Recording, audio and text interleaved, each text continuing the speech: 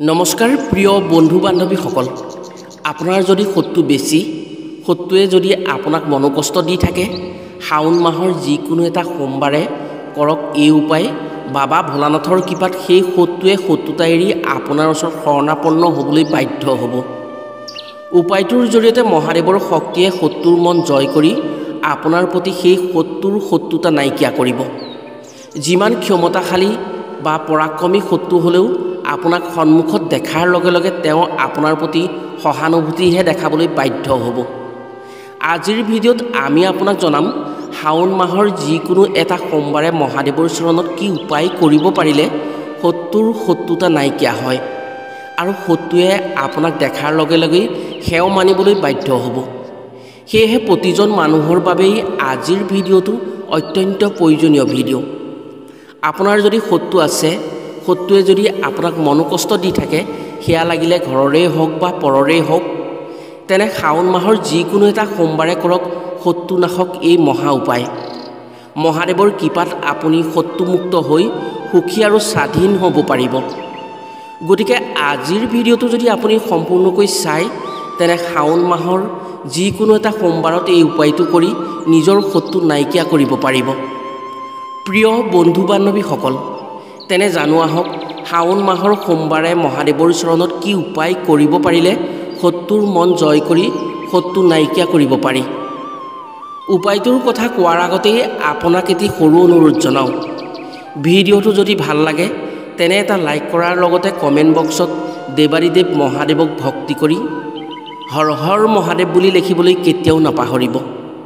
আৰু যদি আমাৰ চেনেললৈ প্ৰথম আহিছে, তেনে চেনেলটো ছাবস্ক্ৰাইব কৰাৰ লগতে অন্য 10জনে উপকৃত হোৱাকৈ ভিডিঅ'টো শ্বেয়াৰ কৰিবলৈ অনুৰোধ জনালোঁ।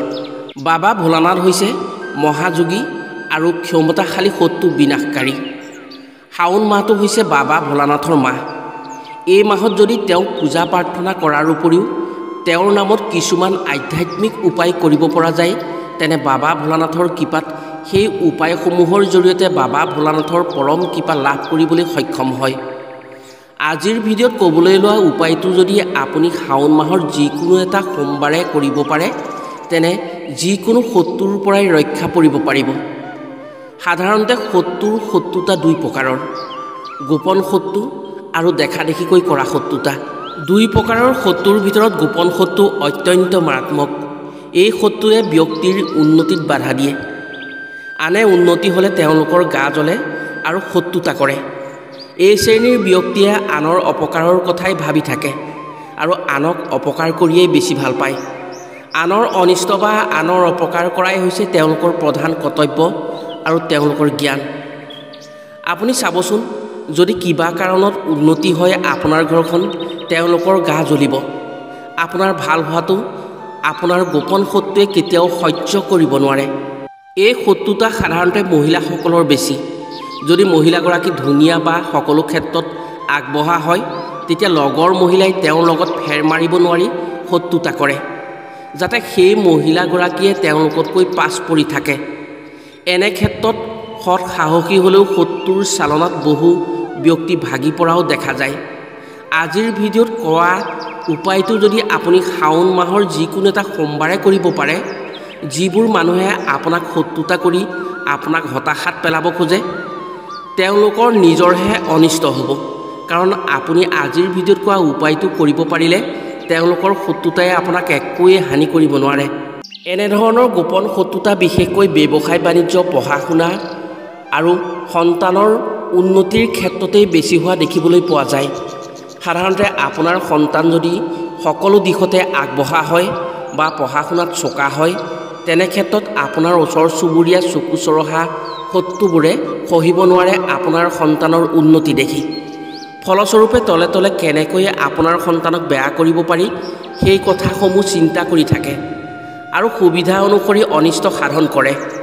এনে ক্ষেত্ৰতো যদি আপুনি আজিৰ ভিডিঅ'ত কোৱা উপায়টো কৰিব পাৰে, তেনে সেই শত্ৰুৱে আপোনাৰ সন্তানক একো অপকাৰ কৰিব নোৱাৰে। ফলস্বৰূপে আপুনি উপায়টো কৰাৰ পাছত তেওঁলোকে তেনে মনোভাৱ ত্যাগ কৰিব, মিত্ৰতাৰ হাত আগবঢ়াব, ফলত আপোনাৰ সন্তানৰ উন্নতি হ'ব। আপুনি হয়তো এনে কিছুমান মানুহ লগ পাইছে, যিবোৰে আপোনাৰ ওচৰত অতি আপোন যেন দেখুৱাই আপোনাৰ পৰা কথা লৈ নিজৰ স্বাৰ্থ পূৰণ হোৱাৰ পাছত আপোনাৰ বিৰোধিতা কৰি আপোনাৰ বদনাম আনৰ ওচৰত গাই ফুৰিব। আনকি নালাগে আপোনাৰ ঘৰৰ আন মানুহবোৰক আপোনাৰ বিষয়ে সঁচাই মিছাই লগাই আপোনাক মনোকষ্ট দিবলৈ চেষ্টা কৰিব। আজিৰ ভিডিঅ'ত ক'বলৈ লোৱা উপায়টো যদি আপুনি শাওণ মাহৰ যিকোনো এটা সোমবাৰে কৰিব পাৰে, বাবা ভোলানাথৰ কৃপাত সেই শ্ৰেণীৰ শত্ৰুৱেও আপোনাক শত্ৰুতা কৰিবলৈ এৰি দি আপোনাক দেখিলে তলমূৰ কৰিবলৈ বাধ্য হ'ব। জ্যোতিষশাস্ত্ৰৰ অনুসৰি মানুহৰ শত্ৰুতা বাঢ়ে নৱগ্ৰহৰ প্ৰভাৱৰ ফলত। নৱগ্ৰহৰ যদি ৰাহু গ্ৰহ মানুহৰ প্ৰতি বেয়া হয়, তেতিয়া মুখামুখিকৈ কৰা শত্ৰুতা বেছি হয়, হাই কাজিয়া আৰু চিঞৰ বাখৰ হয়। শত্ৰুৱে শত্ৰুতা কৰি আপোনাৰ লগত হাই কাজিয়া কৰিবলৈ চল পাব। যদি কেতুৰ প্ৰভাৱ আপোনাৰ শৰীৰত পৰে, তেতিয়া মানুহে গোপন শত্ৰুতা কৰিব আৰু গোপন শত্ৰুতা কৰি আপোনাক মনোকষ্ট দিব। এই সকলোবোৰ শত্ৰুতা শাওণ মাহৰ যিকোনো এটা সোমবাৰে যদি আপুনি মহাদেৱৰ নামত এটা উপায় কৰিব পাৰে, তেনে মহাদেৱৰ কৃপাত সেই ৰাহু কেতু শনিৰ সকলো গ্ৰহৰ প্ৰভাৱ অন্ত পৰিব।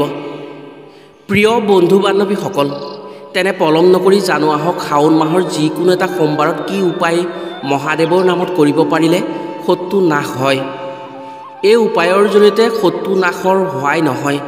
উপায়টো কৰোঁতে আপুনি যি ইচ্ছা কৰিব সেই সকলোবোৰ মনোকামনা পূৰ্ণ হ'ব। বিশেষকৈ উপায়টো কৰি ধন টকা পইচাৰ ক্ষেত্ৰতো আপুনি সুফল পাব পাৰে। যদি ব্যৱসায় বাণিজ্যত লোকচান হৈ ব্যৱসায় বন্ধ হ'বলগীয়া হয়, এই উপায় কৰিবলৈ যদি আপুনি চিন্তা কৰে বা এই উপায় যদি কৰে, তেনে সেই ব্যৱসায় বাণিজ্য পুনৰ লাভৰ পৰিমাণ দেখা যায় আৰু সেই ব্যৱসায় বাণিজ্য প্ৰসাৰ হয়। ইয়াৰ উপৰিও যদি কোনো পুৰুষ নাৰীৰ মাজত সতি সন্ততি জন্ম দিয়াৰ ক্ষেত্ৰত অসুবিধাৰ সন্মুখীন হয়, তেনে এই উপায় শাওণ মাহৰ যিকোনো এটা সোমবাৰত সম্পূৰ্ণ বিশ্বাসেৰে কৰিব পাৰিলে সেই সমস্যাৰ পৰাও মুক্তি পাব পৰা হয় বুলি বিশ্বাস কৰা হয়। মাথো মহাদেৱৰ কৃপাত এই উপায়ৰ জৰিয়তে সকলো মনৰ কামনা পূৰ্ণ হয়। আনহাতে শাওণ মাহৰ সোমবাৰে মহাদেৱৰ নামত কৰা উপায় সদায় সফলতা প্ৰাপ্তি হয়েই। সেয়েহে যদি কোনো বন্ধু বান্ধৱীৰ সমস্যাক লৈ শাওণ মাহৰ যিকোনো এটা সোমবাৰে এই উপায়টো সম্পূৰ্ণ বিশ্বাসেৰে কৰিব পাৰে, তেনে সফলতা পোৱাটো নিশ্চিত হ'ব। উপায়টো হৈছে, আপুনি কৰ্পূৰ নিশ্চয় চিনি পায়। কৰ্পূৰ হৈছে এবিধ পূজাৰ সামগ্ৰী, যাৰ জৰিয়তে বিভিন্ন উপায় ভগৱানৰ ওচৰত কৰিব পৰা হয়। পূজাৰ সামগ্ৰী বিক্ৰী কৰা দোকানতেই কৰ্পূৰ পোৱা যায়। আপুনি এই উপায়টো কৰিব বিচাৰিলে কেইটুকুৰামান কৰ্পূৰ আপোনাক লাগিব। শাওণ মাহৰ যিকোনো এটা সোমবাৰে আপুনি সোনকালে শুই উঠি সূৰ্যক প্ৰণাম কৰি সূৰ্য দেৱতাক জল অৰ্পণ কৰিব। সূৰ্য দেৱতাক জল অৰ্পণ কৰিলে ব্যক্তিৰ ভাগ্যৰ দোষ খণ্ডন হয়। সূৰ্য দেৱতাক জল অৰ্পণ কৰাৰ পাছত আপুনি তিতাগাৰে বেলগছৰ তললৈ যাব আৰু বেলগছক 3টা পাত আপুনি যে কিবা উপায় কৰিব বিচাৰিছে সেই কথা জনাব আৰু 3টা পাতযুক্ত 3টা বেলপাত আপুনি ছিঙি আনিব। অৱশ্যে এই উপায়টো আপুনি ঘৰতো কৰিব পাৰে বা শিৱ মন্দিৰতো কৰিব পাৰে। যদি ঘৰত শিৱলিংগ আছে বা শিৱ ভগৱানৰ শিৱলিংগযুক্ত ফটো আছে, তেনে ঘৰতে কৰিব পাৰে। যদি ঘৰত কৰে, তেনে শিৱলিংগ বা ফটোৰ সন্মুখত ভোলানাথক স্মৰণ কৰি এগছি ঘিউৰ বন্তি জ্বলাবলৈ কেতিয়াও নাপাহৰিব। ইয়াৰ পাছত আপুনি অনা এটি বেলপাতৰ ওপৰত এটুকুৰা কৰ্পূৰ লৈ মহাদেৱৰ চৰণত অৰ্পণ কৰিব। যেতিয়া আপুনি বেলপাত আৰু কৰ্পূৰ টুকুৰাটো শিৱলিংগত অৰ্পণ কৰিব, তেতিয়া আপুনি জলো অৰ্পণ কৰিব আৰু সেই বেলপাত আৰু কৰ্পূৰ টুকুৰা আপুনি হাতেৰে চুই ভগৱানৰ চৰণত দি আপুনি আপোনাৰ মনৰ কামনাখিনি ভগৱানক নিজৰ মনৰ ভকতিৰে জনাব। আৰু যদি আপুনি শত্ৰু নাশৰ কাৰণে বিচাৰিছে, তেনে শত্ৰু নাশৰ কথা ক'ব আৰু ধন সম্পত্তিৰ বিষয়ে যদি আপুনি ভাবিছে, তেনে ধন সম্পত্তিৰ বিষয়ে ক'ব বা বেমাৰ ব্যাধিৰ সমস্যাৰ বিষয়ে যদি আপুনি উপায়টো কৰিব বিচাৰিছে, তেনে সেই বেমাৰ ব্যাধিৰ কথা ক'ব। শুদ্ধ অন্তৰেৰে ভগৱানক জনাব আৰু 21 বাৰ ওম নমঃ শিৱায় মন্ত্ৰটি উচ্চাৰণ কৰিব। সেই টুকুৰা কৰ্পূৰ আৰু সেইটো বেলপাত অৰ্পণ কৰাৰ পাছত পুনৰ আপুনি লগত লৈ যোৱা অন্য এটা বেলপাত আৰু এটুকুৰা কৰ্পূৰ হাতত লৈ মনোকামনাখিনি ভাবিব আৰু কৰ্পূৰ টুকুৰা আপুনি শিৱলিংগত যি পাত্ৰৰে জল অৰ্পণ কৰিছিল সেই পাত্ৰত ভৰাই শিৱলিংগত পুনৰ জল অৰ্পণ কৰিব। এটা কথা চাব, আপুনি দিয়া পানীৰ লগত যাতে আপোনাৰ যি কৰ্পূৰৰ টুকুৰাটো দিছিল সেই টুকুৰাটো যাতে শিৱলিংগত পৰি যায়। শিৱৰ চৰণত পৰি গ'লে অতি মংগলজনক হ'ব। শিৱ পুৰাণ মতে শাওণ মাহৰ সোমবাৰে কৰ্পূৰৰ সৈতে শিৱলিংগত তামৰ পাত্ৰৰে জল অৰ্পণ কৰিলে যিকোনো আশাই পূৰ্ণ হয় আৰু মহাদেৱৰ পৰম কৃপা লাভ কৰিব পাৰে। ইয়াৰ পাছত আপুনি আপোনাৰ হাতত থকা তৃতীয় টুকুৰা কৰ্পূৰ আৰু 3টা পাতযুক্ত এটা বেলপাত হাতত লৈ মহাদেৱক প্ৰণাম জনাই আপোনাৰ সমস্যাৰ কথা মনৰ ভকতিৰে পুনৰ জনাব আৰু সেই বেলপাতটোৰ মাজত কৰ্পূৰ টুকুৰা লৈ ঘৰলৈ গুচি আহিব। ঘৰত আহি আপুনি যদি শত্ৰুৰ বাবে উপায়টো কৰি আহিছে তেনে এখন ৰঙা কাপোৰেৰে বান্ধি সেইদিনা আপুনি শোৱা গাৰুৰ তলত ৰাখিব। যেতিয়া আপুনি ৰাতি শুব সেই গাৰুটোত মূৰ থৈ তেতিয়া আপুনি শিৱক স্মৰণ কৰি মহাদেৱৰ ওম নমঃ মন্ত্ৰটি 21 বাৰ জপ কৰিব। পিছদিনা পুৱা সেই টোপোলাটো কোনো ডাঙৰ আহঁত বা বেলগছৰ তলত পুতি দিব। আপুনি মনত যি ভাবি উপায়টো কৰিব এসপ্তাহৰ পাছতেই আপোনাৰ সম্পূৰ্ণ ফল পাব। আপুনি সম্পূৰ্ণ প্ৰমাণ পাই যাব। এসপ্তাহৰ ভিতৰত আপোনাৰ মনৰ কামনা পূৰ্ণ হ'ব। আপুনি যদি শত্ৰু নাশৰ বাবে ভাবিছিল তেতিয়া আপোনাৰ কোনো শত্ৰুৱেই নাথাকিব। বেমাৰ ব্যাধিৰ কাৰণে যদি কৰিছিল বেমাৰ ব্যাধিও উপশম পাব আৰু ধন টকা পইচাৰ কাৰণে যদি কৰে ধন টকা পইচাও আপোনাৰ ঘৰলৈ সোঁত বব। প্ৰিয় বন্ধু বান্ধৱীসকল, এনেকৈ যদি আপুনি শাওণ মাহৰ যিকোনো এটা সোমবাৰে মহাদেৱৰ চৰণত কৰিব পাৰে তেনে আপোনাৰ মনৰ আশা সম্পূৰ্ণ পূৰণ হ'ব। হয়তো এই কথা কোনো লোকে অবিশ্বাস কৰিব পাৰে। এয়া সম্পূৰ্ণ শাস্ত্ৰসন্মত আধ্যাত্মিক উপায়হে।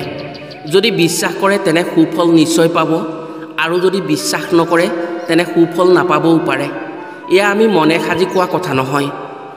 এয়া শাস্ত্ৰত উল্লেখ থকা এটা আধ্যাত্মিক উপায়হে। কৰিলে নিশ্চয় সুফল পাবলৈ সক্ষম হ'ব।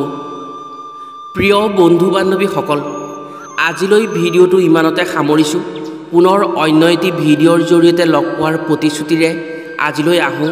সকলো ভালে থাকক, সুস্থ থাকক। ধন্যবাদ।